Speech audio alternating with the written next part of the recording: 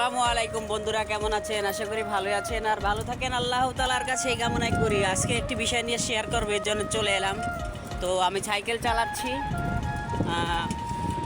তো সাইকেল চালাতে চালাতে ভাবলাম আপনাদের সাথে কথাগুলো শেয়ার করি। আমি একটা মাদামে কাজ করি। তো আমার ডিউটি 11টা বাজে, এখন বাজে বেলা 6টা। তো এখন ডিউটি শেষ করলাম। আমার এই কথা বলার উদ্দেশ্য হলো, এই যে আমি বেশিক্ষণ ডিউটি করলাম। আমার ডিউটি হচ্ছে 12 ঘন্টা, রাত্রে 6 ঘন্টা, দিনে 6 ঘন্টা। এই যে আমি আধা ঘন্টা 1 ঘন্টা বেশি করলাম, এটা বাধ্য হয়ে করতে হয়েছে। বিদেশে যারা মনে করেন আসলে টাকা ইনকাম করবেন, টাকা টাকা টাকা, ডিউটি টাইম টু টাইম, ভাই ডিউটি টাইম টু টাইম যদি আশা করে বিদেশের মাটিতে আসেন, সেটা খুবই ভুল।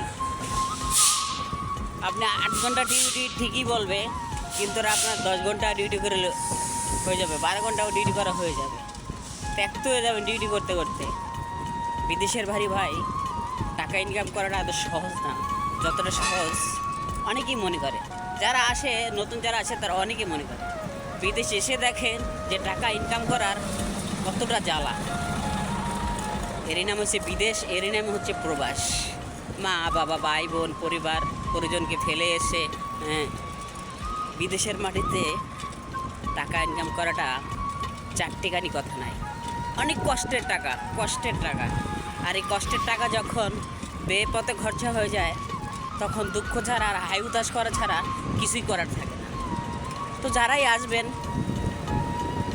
ভালো কোম্পানি যাচাই বাছাই করে আসবেন, আর দালাল থেকে অবশ্যই দূরে থাকবেন। কারণ আমাদের বাংলাদেশে অনেক অনেক বেশি দালাল রয়েছে, অনেক বেশি, যারা প্রতারণাই করে বেশি। এবং যেখানে ভিসার দাম আছে 2000 টাকা, সেখানে আপনার কাছ থেকে 5,000 টাকা, 5 লাখ টাকা নেবে।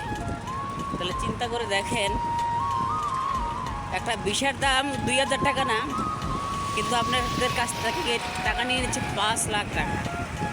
কাজ ধরায় দিবে, আকামা করে দিবে, এই করে দিবে, সেই করে দিবে। সবগুলো মিথ্যা, সব মিথ্যা। দালালেরা যা বলে সবই মিথ্যা।